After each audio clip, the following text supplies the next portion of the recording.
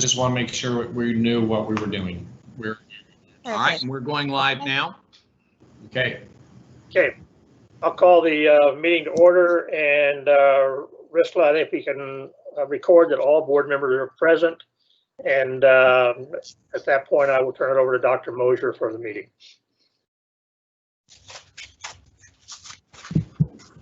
Great, thank you very much, Chair Daniels. So we have been working on preparing a draft FY 2021 budget and combining it with the reserves on what we're looking at for our next fiscal year. So tonight, Mike Beach will be presenting what we have for your input and feedback as we look to continue to modify the budget for next fiscal year to our proposal date that we'll submit for formal approval to the board. So with that, I'll turn it over to our CFO, Mr. Beach. Thank you, President. Appreciate that. Everybody can hear me okay? Yes. Okay. My audio was giving me problems in the last meeting, and so I ended up having to call in. And so this meeting, I'm attacking at both directions. I'm called in, but I'm also showing that my picture is present as well. So, all right, Pat, if you wouldn't mind, we'll probably just take these in order. So go ahead and pull up the capital project since it's the next tab. This is just a discussion. You can scroll up just a little bit to start out with. There we go. So this is just it's an annual summary that we present each year of the anticipated funds that we have in reserve, the funds that we believe that we will collect through property taxes that are designated or reserved, restricted, I guess is the better word for it, specifically to the capital projects fund, and then the total funds available. And then down below, we have the projects. So right now we're anticipating or projecting that we will end the current fiscal year 2020 by June 30th with approximately $5.5 million in reserve as the carry forward for potential projects. We're estimating that we will receive about $3.2 million in new property tax revenues during this year. This is assuming no increase to the levy. And it's also assuming that a little higher than normal delinquency rate, which we believe that we will incur this year as well. So our delinquencies have gone up a little bit, leaving us net revenues to spend out of this fund of about $3.1 million for capital projects and other capital expenses. Any questions on that? Combined with the beginning balance of reserves, we have a grand total available if we chose to spend it on projects of $8.6 million. Pat, if you'd scroll down just a little bit, this is just a list of those items that are in need for the college that we're proposing for consideration and discussion relative to this next fiscal year. The total of these projects is $2,955,000, and the detailed list is there in front of you. We have just go through it real quickly. An anticipation for the college facilities master plan, which has been approved, of about $285,000 in expenses. We need to rebuild the nursing elevator at a cost of an estimated cost of $300,000. We continue to allocate each year $100,000 to ambient learning projects. This will be the third year that we've allocated an amount for ambient space. The Learning Spaces Redesign Initiative, $500,000. This was increased last year by the board from $300,000 to $500,000, so we're proposing $500,000 go to that project again this year. The air handling units in the nursing wing need to be replaced this year at a cost of about $200,000. Some repair work and asphalt work on Campus Boulevard north of the lake, about $50,000. There's a little bit of other patchwork that needs to be done as well. an estimated expense for any college-related expenses relating to downtown, the downtown project, $500,000. Some much-needed asphalt repair down at Fire Science in order to give them the surface that they need to work from, $20,000. The same amount that we've been budgeting for several years for college vehicle, including police vehicle replacements when vehicles reach their designated mileage limit and need to be swapped out, $125,000. Then just a miscellaneous deferred maintenance for any projects that come up as a result of maintenance that has been deferred over the years. This takes in any number of different projects, $250,000. And then we have a debt service obligation for the Altera project out of this fund of $625,000. So that is just the list for your review. And if there's any questions or discussion that you want to have relating to these projects. Quick question. This is Vice Chair Criswell. For deferred maintenance, is that based on historicals and therefore forecasted forward, or is it based on, and what is it based on, I guess is what I'm trying to understand. How did you $250,000? Yeah, thank you. It's a dollar amount that we budgeted for the last 3 years, at least the 3 budget cycles that I've been through. So far, it's been a consistent dollar amount. We've only reached that dollar amount one of those 3 years so far, I guess, out of the 2. So we're 50-50. Last year we didn't expend all of the money in that fund, but it's really there for, as we go through the year, we find that there are projects that really need to be done that weren't maybe initially discovered, or it's almost like a contingency, if you will, on much needed projects that just need to take place that may be the result of deferring over a period of time. And so we're trying to get caught back up on some of these projects and get the college to a level where we want it to be. Okay, that makes sense. I think in the future, doesn't have to be today, but I think in the future, it might be more helpful, at least for me, to be able to understand, I guess, the kind of the definition, the criteria for how you arrive at that dollar amount. Doesn't need to be today, but I understand, because I understand your line of thinking, but I'd like to in the future maybe put some more, I don't know, structure, well, I hate to use that word, around the criteria for coming up with that number. Sure. Okay. One thing that might be helpful is, because we have identified projects, our capital projects, as we go each year, and we identify them and we list them by name and dollar amount, it brings down the dollar amount and the number of projects that may come up under the deferred maintenance portion. Like with our learning spaces projects and our ambient learning, we're taking care of a lot of those items that might normally be listed under deferred maintenance, people being accustomed to other organizations. So that helps keep that deferred maintenance number down. Understood. Yeah. Thanks. Yep. My question has to do with the learning space and redesign initiative, the 5 classrooms. What's our long range? Don't have to answer this today, but I'm kind of curious, the long range plan for that. How many classrooms do we have that need to be redesigned? I mean, we did what, 3 last year? This will give us 8. Where are we on? I mean, I think we've talked before about how important it is to have quality classrooms, up-to-date technology, and so on. Where does 5 classrooms get us on that? Should we be moving quicker? Should we be looking at 7 or 8, or what's the prognosis of moving forward with improving our learning spaces?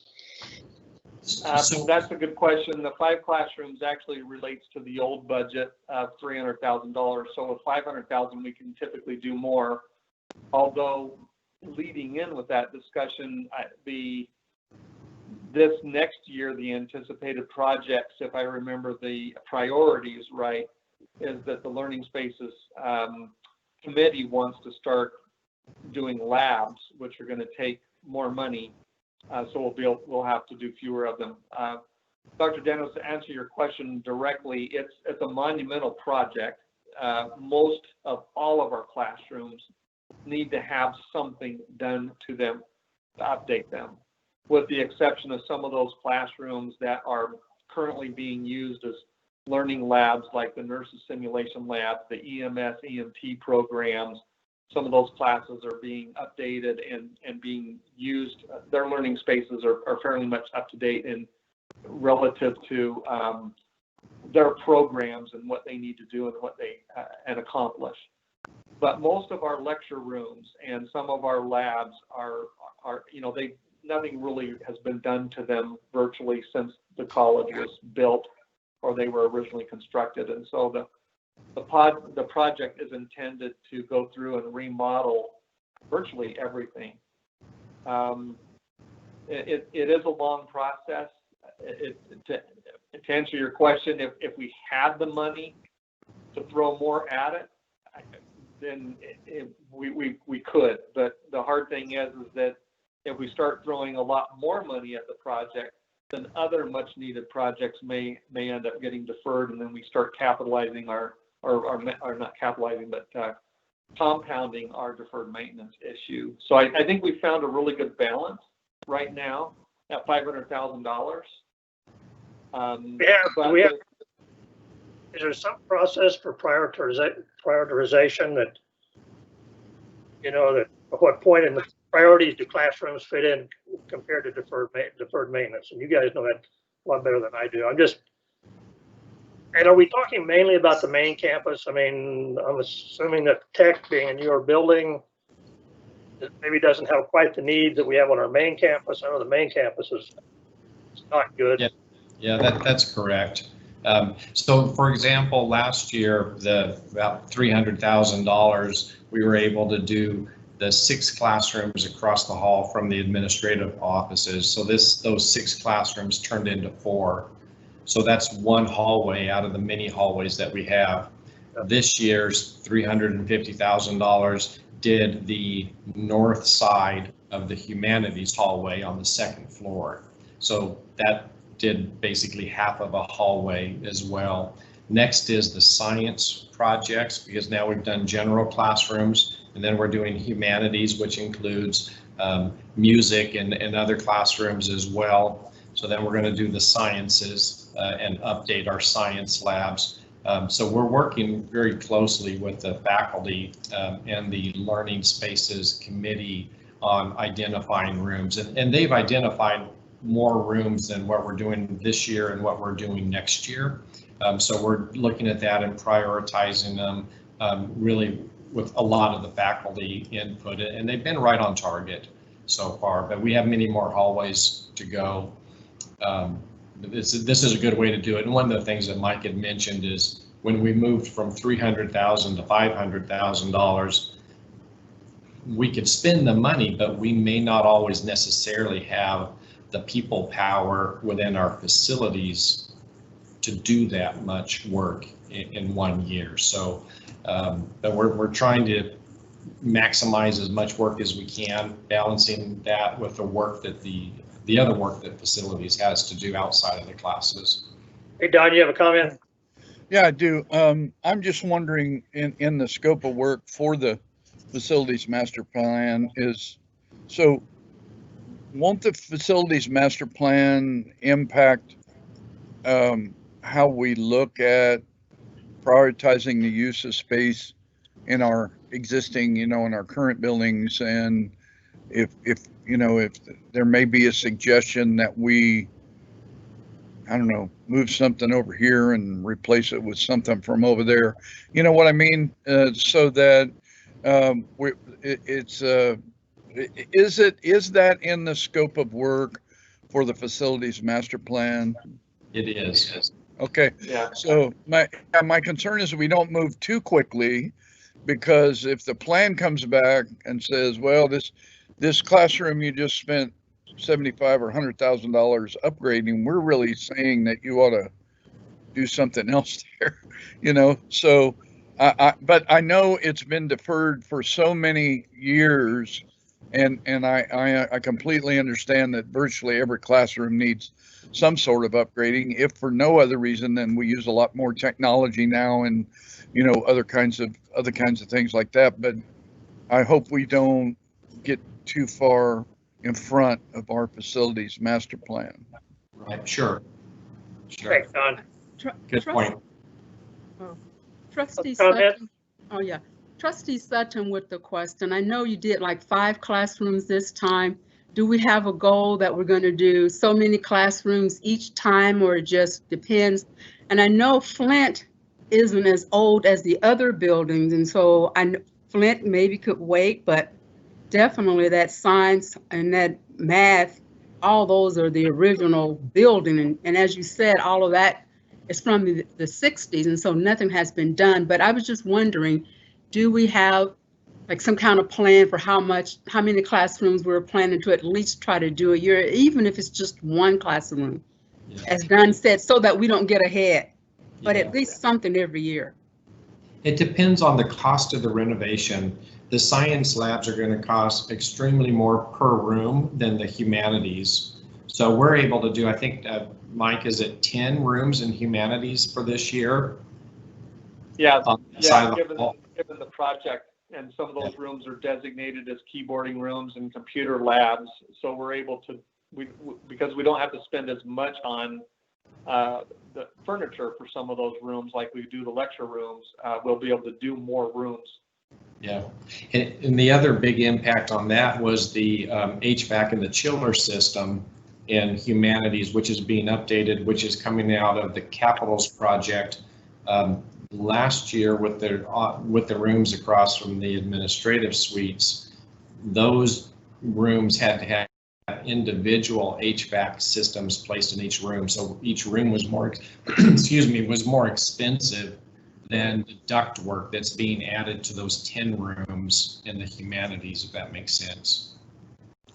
Yeah, and that's a good point, Dr. Moser. It's costing us just slightly more to upgrade the air handlers to do all 10 rooms as it would to cost us to do 2 rooms if we had to put the in-ceiling units in. So we're able to do a lot more rooms this year because of the overall total cost savings of the project in that location. But, you know, to answer Trustee Sutton's question, yes, every year we are making progress and determining how many rooms we can do given the budget and the time constraints on our facilities people. We are targeting a very systematic way of approaching the projects with the Learning Spaces Committee, which is made up of a cross section of faculty on that committee, leading that charge and that effort. So it's a very systematic approach.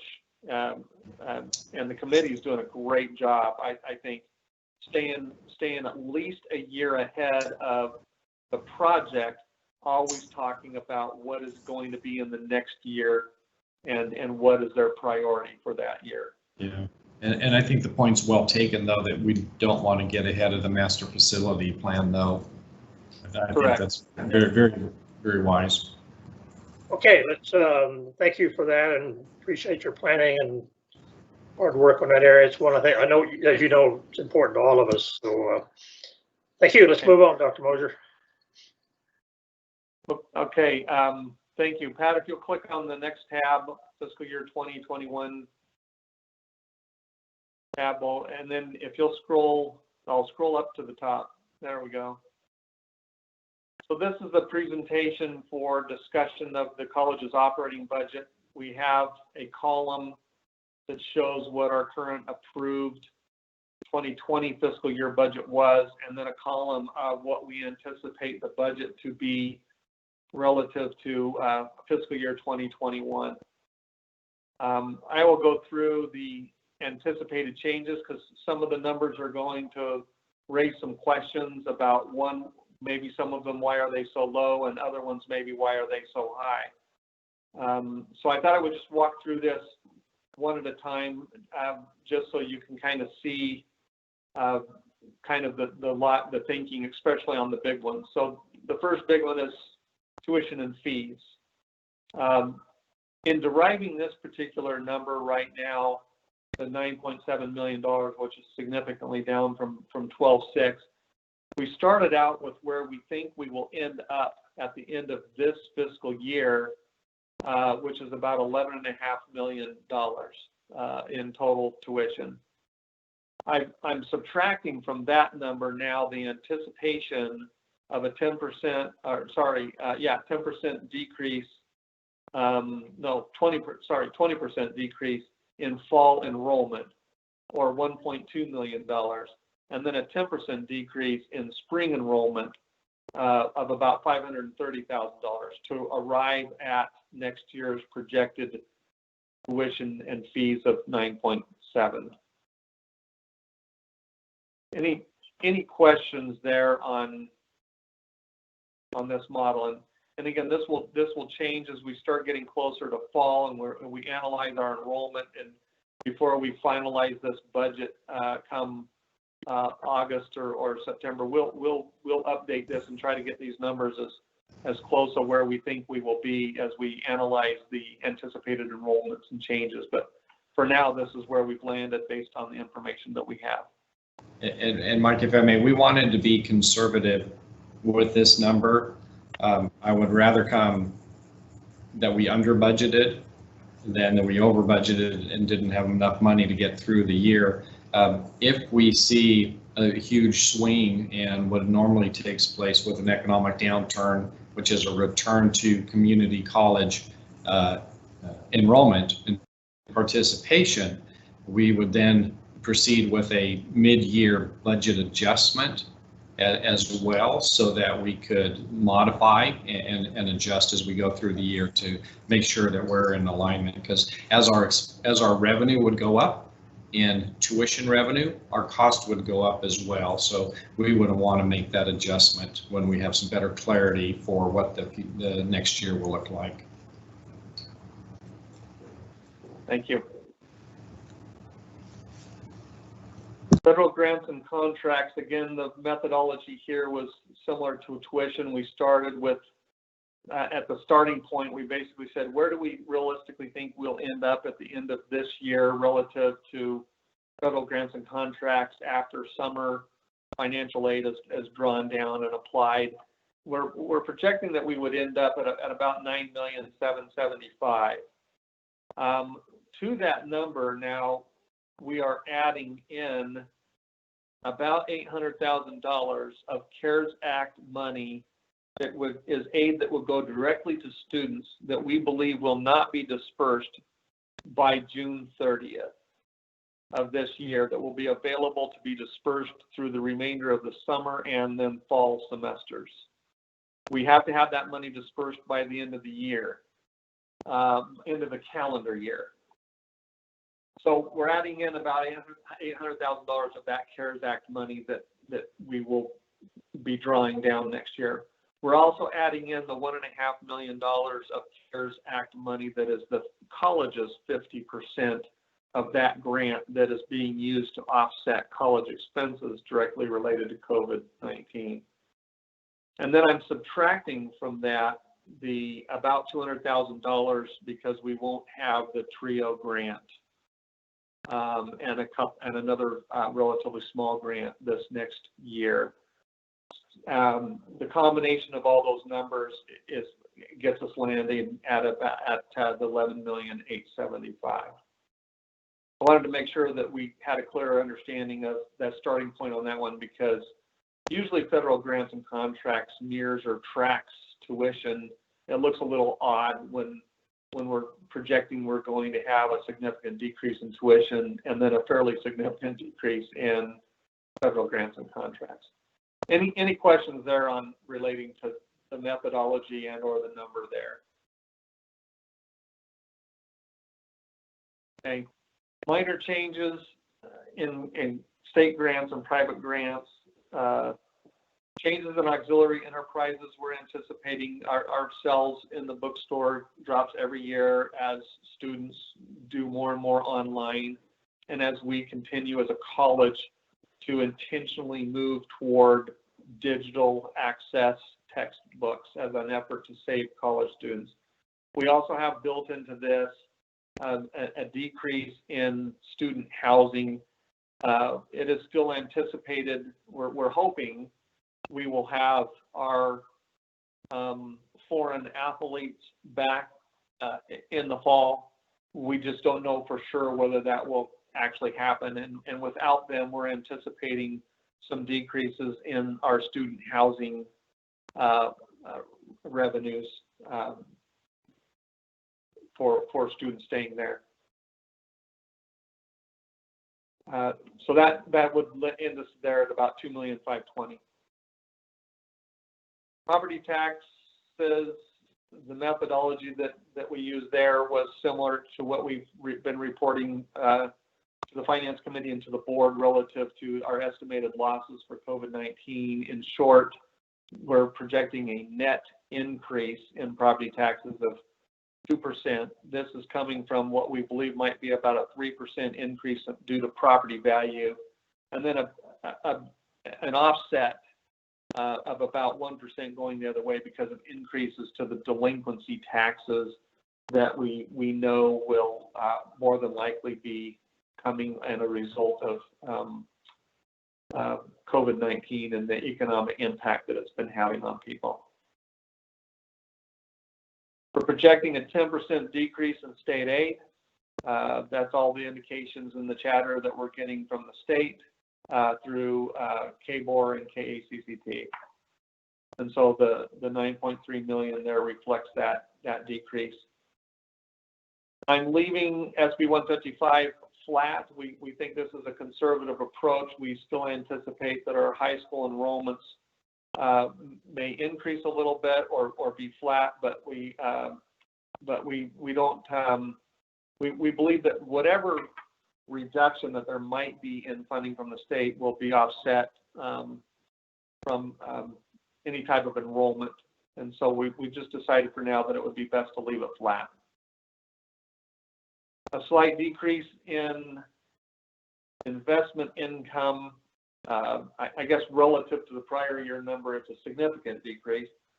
This is primarily because, again, in March we had a very lucrative CD, one-year CD that we purchased mature, and we rolled it out. We could have left it in and rolled it over, but it would have exacted it. It would have received a more updated market interest rate. So we didn't see that there was any real value in rolling it over at this point in time. We just rolled it into operating accounts until we can find a strong alternative relative to the market right now.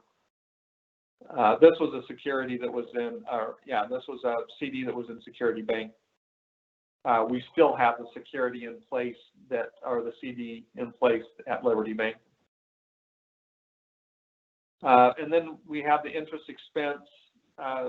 This is based on an actual number from the debt service schedule after the refinance. So you're seeing the impact of the savings on interest of the refinance here in this first year of $90,000. Salaries, wages, and benefits. We've been tracking very, very nicely this year during the current fiscal year. We're on target to come in not only under budget, but at a dollar amount below where we were last year. Most of these salary savings are coming from a very large number of retirees and other separations to the college, where the positions either one haven't been replaced, or in the case of a lot of the faculty or other positions, when they have been replaced, they're being replaced at significant cost savings over what the more senior employees were making because of their tenure at the college. So this number is reflecting where we'll end up, plus an increase relative to cost of living and increases in benefits.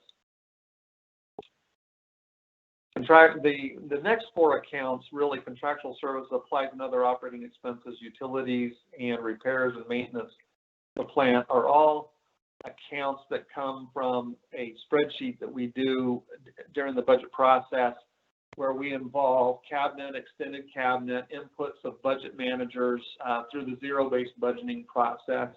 And I thought, rather than try to go through and articulate exactly what has changed in each of these, we would just address each of the four numbers. We have overall decreased the total of these four line items over last year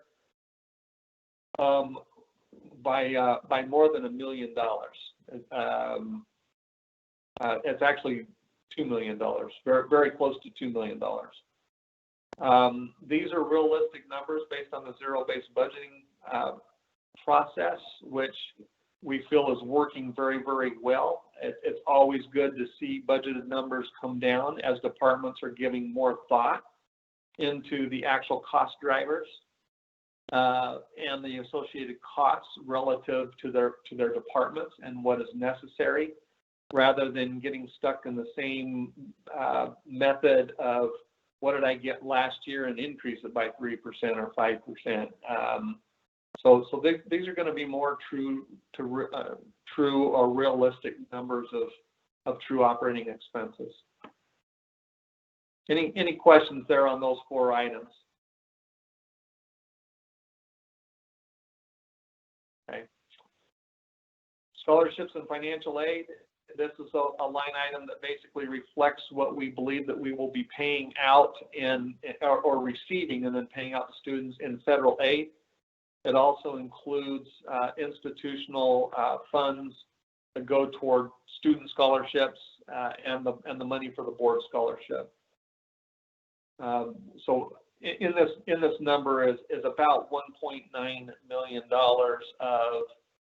of board scholarship and institutional funds that go to directly benefit students in the scholarshiping process, over and above what we anticipate receiving and giving out in federal aid. And then strategic opportunities and contingency is the same as what it was last year. And debt service, principal portion of debt service, again, is reflective of the actual debt service that we will have. This is reflective again of the refinanced numbers. So you can see the impact in this first year of those refinancing numbers, saving the institution money at $2.5 million. Any question on any of the revenues and expenses or discussion points that you have at this point? Okay. Moving on, budget changes and net position. So we're basically anticipating giving this budget that our net increase in budgeted net position would be 4.9, almost $5 million, $4,992,000. Of this dollar amount, the allocations below are how Dr. Mosier and I, in discussions, are proposing that they be allocated to the various reserves within the college. So we're anticipating about $1.7 million going to general operating reserves, which is basically when I say general operating reserves, this is really an undesignated bucket of general operating reserves. We're proposing to increase the downtown location reserves, and we'll go to the reserves tab here in a minute, so you'll see more about what I'm talking about. But increasing the reserve for the downtown location by $1 million, the reserve or designated reserves for the Leavenworth location by $1 million. We currently have, I think, a total of $1 million in the learning spaces reserve, and we're budgeting for that every year anyway. So our suggestion is to not add any more to the reserve, since we're also budgeting for it as we go each fiscal year. Student housing increase another $500,000, and a reserve increase for the proposed athletic training facility of $750,000. The total of those now designated and undesignated reserve buckets equal the $4,992,000 that we're projecting as net increase to those reserves in total. Any questions on reserves, revenues, expenses, allocations? Micro. Just curious on the budgeted, this is Trustee Sutton, on the budgeted reserves where it says general operating reserves and then it has HLC in parentheses, what does that mean? Down below, basically, it's just a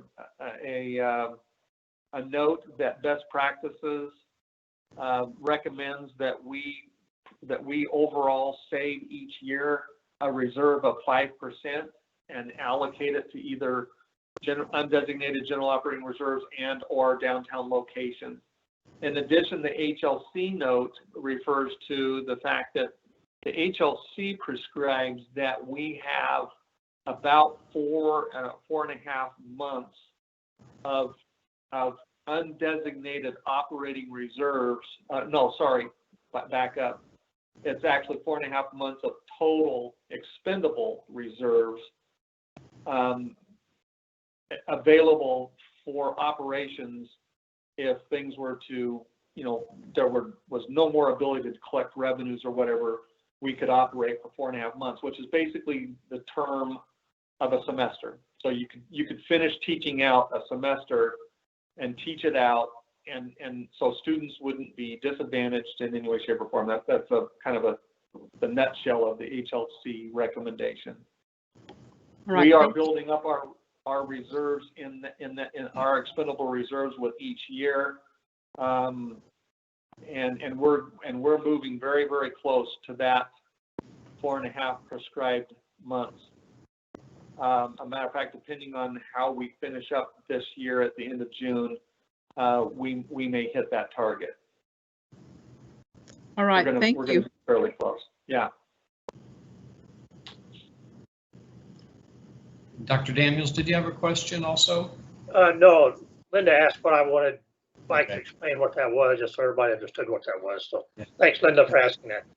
Yeah, Mike's done a great job on this and presenting it. I want to point out is one or two more items. So when you look at the designated reserves, you may think that those estimated totals look higher than you've previously seen.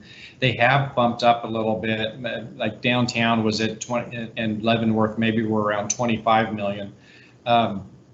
As with COVID and we're looking at student housing cost estimates, et cetera, because of the pandemic and the limited access to building materials, the limited access to available workers and skilled workers, prices are going up.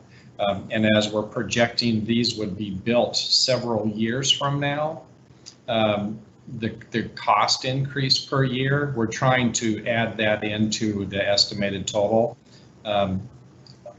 Remembering that for downtown, it's my goal to have most of this paid for with other people's money.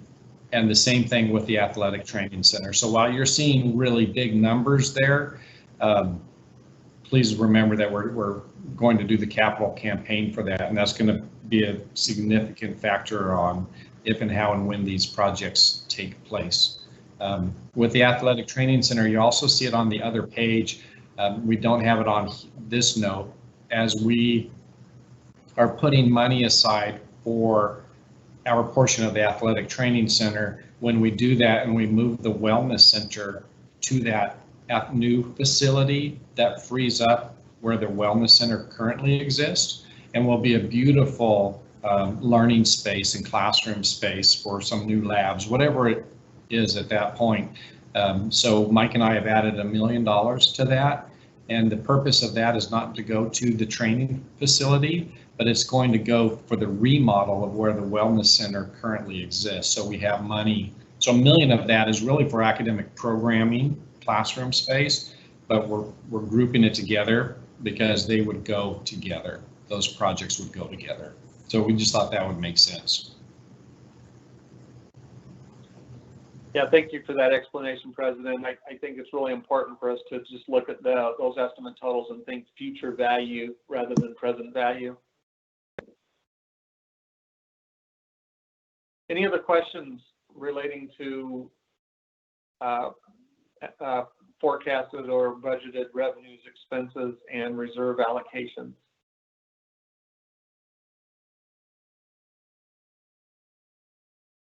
Okay. Pat, if you could scroll down to, let's scroll down to the next reserve tab. I want to hit the 2020 revised reserves before we go back up to the 21. So there you go. Thank you. So we presented this last year to the board as well. This is just showing you how the unrestricted reserves are being designated and the restricted reserves are being reserved relative to projects. And the purpose for bringing back up the June 30, 2020 reserves is because I amended, Dr. Moser and I sat down and amended these reserves based on the new projected June 30 numbers. So in the financial statements, you may recall having seen that right now we're estimating, and it's still, I think, a pretty conservative estimate. We're estimating that the college will end up at about a $7.7 million net increase to reserves the current fiscal year, as opposed to the original, I think, was around $4.5 million projected increase to reserve. So this document, this report has been updated as of May 27th to reflect the new increase of that full 7.7 million and some change, showing you the different reserve buckets. So as we look at this report, the first line of buckets is the total that's in that bucket. So unrestricted reserves, 25 million, restricted capital projects estimated at approximately 5.5 million, total reserves or expendable reserves for the college, 30,587,000. Then we approach the allocation of these reserves by showing you we want to reserve or designate in the undesignated portion of the reserves an entire year's worth of debt service. Not that we would ever hopefully have to use it, but we want to make sure that it's there and available should anything happen. We also reserve for encumbrances, and encumbrances are roughly, that dollar amount doesn't change a whole lot. Almost every year, our encumbrances land at about $490,000, give or take $5-ish to $10,000. So we've just kind of plugged it in there and left it at $491,560. Then we've readjusted or reallocated or designated each of the individual buckets. So now, given this, where we will end up, we're anticipating that by June 30th, and after the allocations are done, we'll end up with $3 million designated to downtown, $1 million designated to Leavenworth, $750,000 designated to learning spaces, $1 million designated to student housing. And if you'll scroll down just a little bit, Pat,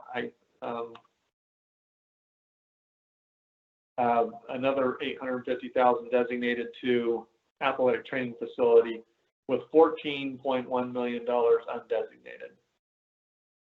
In the capital projects fund added to these, these are now additional buckets of restricted money that have been reserved. If we go back up, I think we have, is it 2 million? Yeah, 2 million for downtown. So between restricted reserves and unrestricted reserves, we'll have a total bucket of $5 million of our reserves being either designated or reserved specific for the downtown location. 2 million for Leavenworth, 500,000 for learning spaces, making a total of $1,220,000 there. Oh, for Leavenworth, it makes a total of $3 million. 500,000 for student housing, making a total of $1.5 million. 200,000 for athletic training, making a total of $1,050,000. and then $200,000 of unreserved, $200,000 for ambient. And then I think it leaves us with about $100,000 of unreserved in that bucket, just kind of a general unreserved. Any questions there on the anticipation of where reason why I wanted to visit this with you is because these numbers now are going to roll forward into the fiscal year 2021, and so I wanted to revisit and explain the increase to these reserves before we get into the 2021, because it's having a great positive impact on those numbers as we roll forward. So any questions here on where we anticipate ending at the end of June 30th, 20? This is Vice Chair Criswell. Just refresh me, if you will, Mr. Beach. Reserve for encumbrances. What does that? What comprises that? Those are encumbrances are those expenses for which the college has committed funds and approved funds to be spent, but the actual expenditure has not been incurred or liability incurred by June 30th of each fiscal year. I see. Okay. So okay. So that's not. I mean, a lot of governments use encumbrances, especially when they rely so much on a budget process. We just want to make sure that we have it reserved, because that $491,000 is going to impact the operating results of next year, because that's the year in which those anticipated expenses are going to flow into the budget, or not in the budget, but into the actual expenses of the college. And a lot of those are salaries. We've encumbered them in the last 2 weeks of June, but we pay them in July in retirements. Okay, so it sounds like it's more of a timing thing when it comes to the permit, if you will, incurring. Right. Is a word. Very much timing. Yeah. Yeah. Okay. Thank you. Appreciate it. Any other questions there on the 2020 reserves? If not, then Pat, could I have you scroll back up to the 2021 reserves? So this report, the numbers in the top line buckets look different. This is taking the numbers from the report we just looked at, and then adding to it the anticipated excess reserves for this next operating year. So in other words, that approximate $4,992,000 less an estimated amount that goes into unexpendable reserves because of property, plant, and equipment, net of depreciation and debt and all that kind of stuff. But the number comes out to about 3.4-ish million total being added to these reserve buckets of expendable reserves. So we're anticipating that by the end of June 30, 2021, given the current budget and achieving its operating results, that we would then end up with 28.3 million in unrestricted reserves total, about 5.6 million in capital projects reserve total, and that number could be closer to 5,670,000, for a total expendable reserves of 33.9. To help answer the question that was asked earlier about the HLC and the asterisk, if we take that 33,900,000 and divide that into this next year's budgeted operating expenses of 77 million, we get about 4.5%. And if we take that, or not 4.5, about 40, 43, 44, 45%. If we take that and divide it by 12 months, we end up with 5.25 months in our expendable reserves. So we've now crossed that threshold of not only meeting the HLC 4.5 month expectation, but we're now going to start exceeding it. Now, again, that's all contingent on operations, but I just wanted to point that out, because we have a goal as a college to hit 6 months, not to stop at 4.5.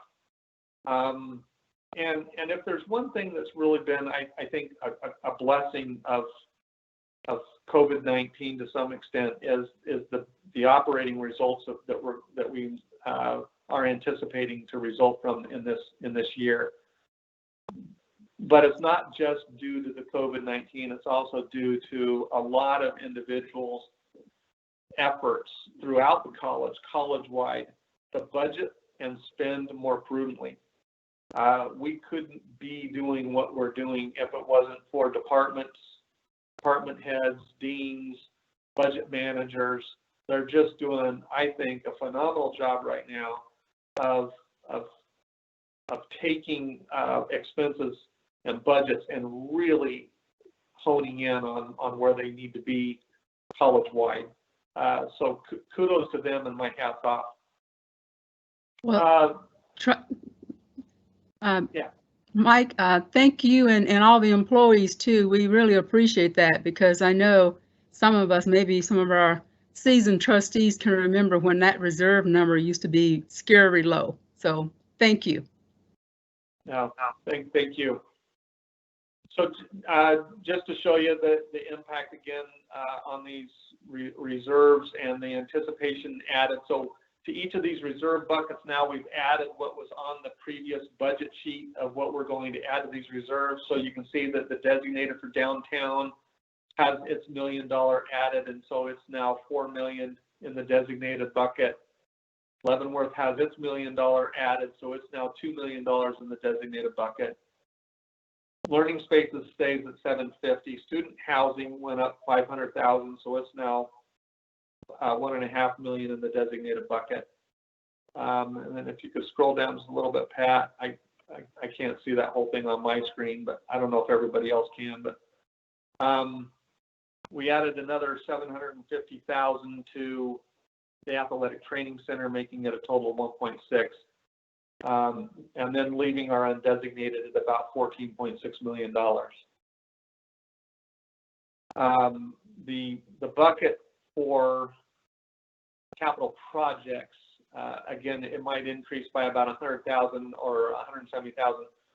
At this point in time, we're not proposing a reallocation of those beginning balances in that reserve bucket, and that projected $100,000 increase is just dropping right to the very bottom unreserved general capital projects bucket, increasing it from 100,000 to 200,000. Any questions on the anticipated or estimated reserves, designated and reserved allocations of reserves? Nope.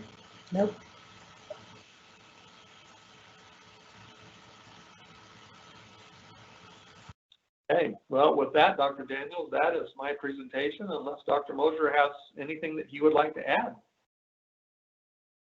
Mike, I just say, I think on behalf of the board, I think what college has done financially over the last couple of years has been almost miraculous.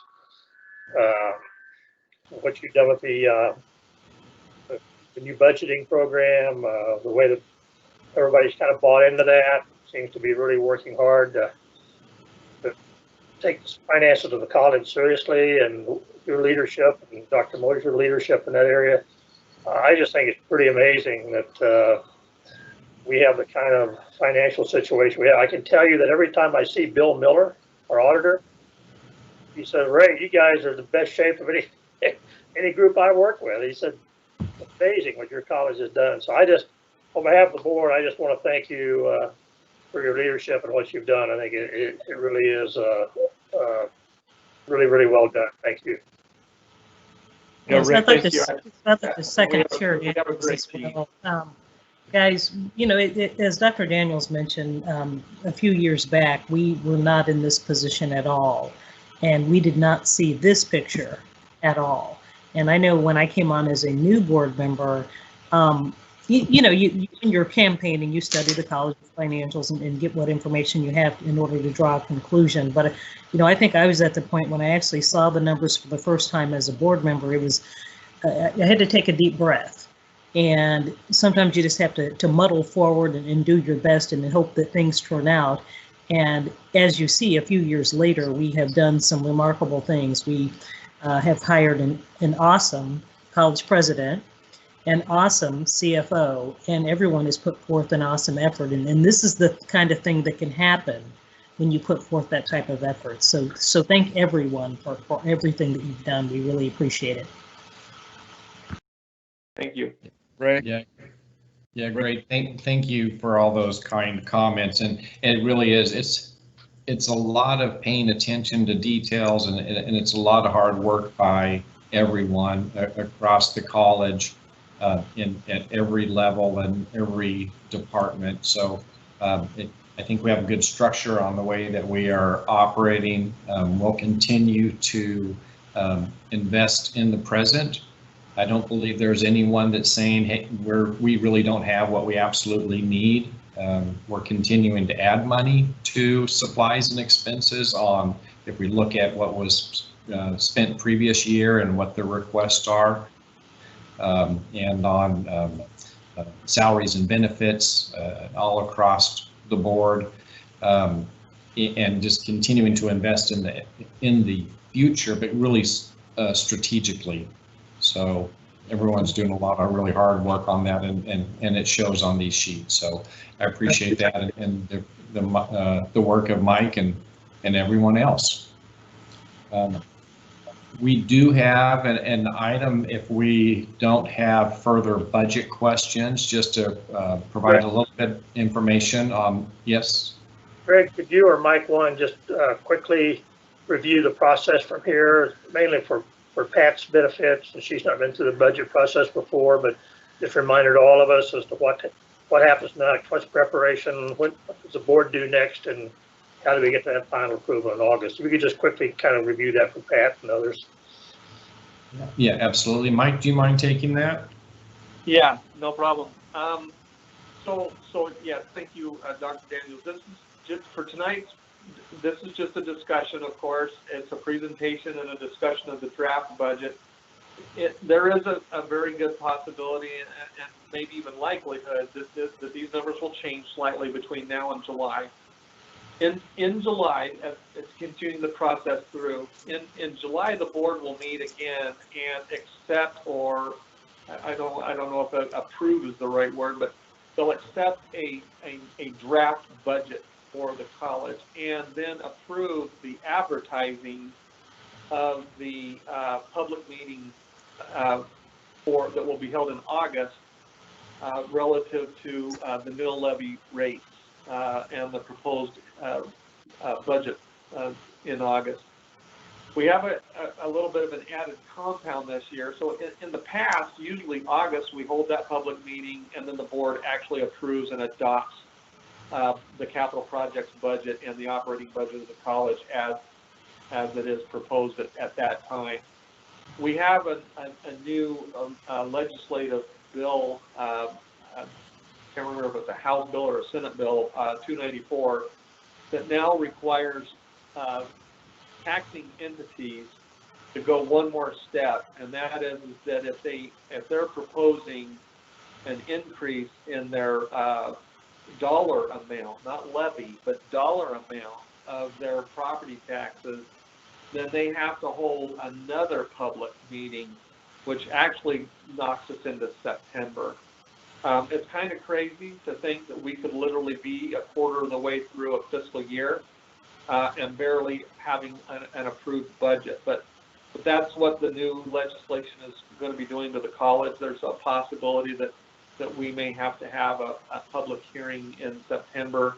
And given the budget the way it's proposed right now, this budget does increase the dollar amount of property taxes. And so we would have to have that secondary meeting unless the board decided to make the decision to not increase the property tax dollar amount at all, which would reduce the mill levy by default. That's a discussion that we'll have to have in July, but that's kind of the process laid out at this point in time.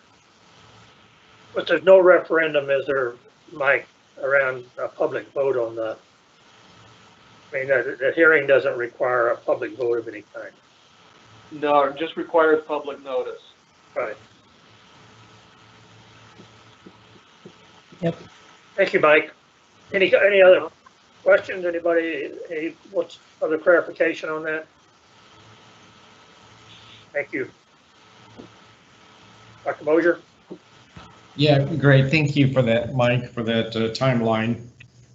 I think we're all done with the budget information, so we can go ahead and pull those down. And I'm not sure if my camera is working or not tonight. It seems to be a night of technical difficulties.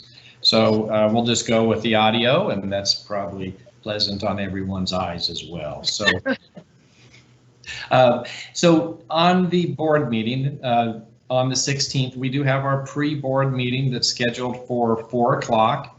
At that pre-board meeting, we've designated 30 minutes for representatives from the Economic Development Group of the Unified Government to come in and talk to us about a proposal that the UG has on the next round of Neighborhood Revitalization Acts, the NRA plan. For some people, I know you've heard this, so please just bear with me. And for those that it's new, then I want to share a little bit of information with you. So the Neighborhood Revitalization Act is a method that Wyandotte County can use to help encourage homeowners and business owners to bring up the value of their homes, do home improvements, make the county the homes more presentable in many ways, add county beautification and value to the net worth of our homes and businesses. Under the NRAs, and this particular one, it may have varied in the past, if the improvements that a homeowner makes brings up the property value of that property, residential or business, by 15%, the taxable portion of that 15% can be abated.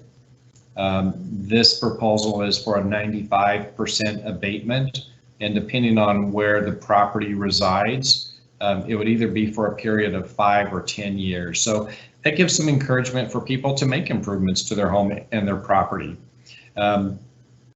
It's often a 3-year plan to a 4-year plan. This next one is looking to be a 4-year plan. Catherine Carter and some of the other individuals from the UG were kind enough to have a phone call and talk about what some of their plans are, or their thoughts for this year's NRA. It's a little different than in the past, so it doesn't have to be a home or property owner. It doesn't have to be occupied. So that's something that is new. It could also be for 4plexes, 6plexes, townhomes, etc., or that would be new or renovated property. So I've talked about bringing up the value of existing property, but it's also for building new homes or residences or businesses as well. With the new projected or proposed rule, it doesn't have to be owner occupied or they don't have to be running the business. So it could be an investor that would come in and build multiple tracts of 4plexes, 6plexes, townhomes, something like that is pure investment property. So the college would not see the tax increase, the ad valorem tax increase for that until those abatements ran out. In the end, the properties would be worth more value, so the tax benefit, the ad valorem tax portion of that would be a benefit to the college, but we would not recognize that for 5 or 10 years. So they want to come and present on that topic. Again, some of the differences from what they're proposing this year as to previous years are pretty significantly different. So they have about 15 minutes for presentation and about 15 minutes for Q&A. We don't need to give them an answer at this time, but I think it's really good and it's important for us to listen to what that proposal is, think about it, talk about it as a board, and then I believe they would like for us to come back with an answer for them in July or no later than August. So that will be about a half hour at our 4 o'clock meeting on the 16th. Questions?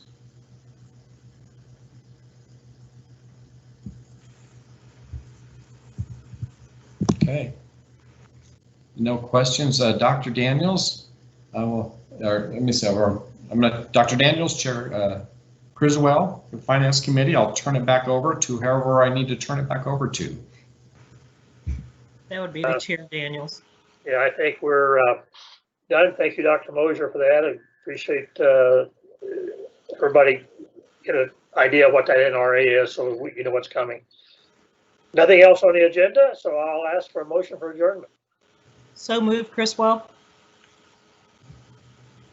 Rooney, second. All those in favor say aye. Aye. Aye. Opposed, nay. Aye. Hey, thank you again to the RESLA and the tech people, Pat, Peter, for your help on this. Always much appreciated. And we'll see you next Tuesday night for our normal board meeting. Everybody have a good evening. Take care. Be safe. Just quickly, to those on the policy committee, see you on Thursday. We're going to main campus. Woohoo! Absolutely. All right. Looking forward to it. All right. Bye-bye. Thank you. Aye. Bye.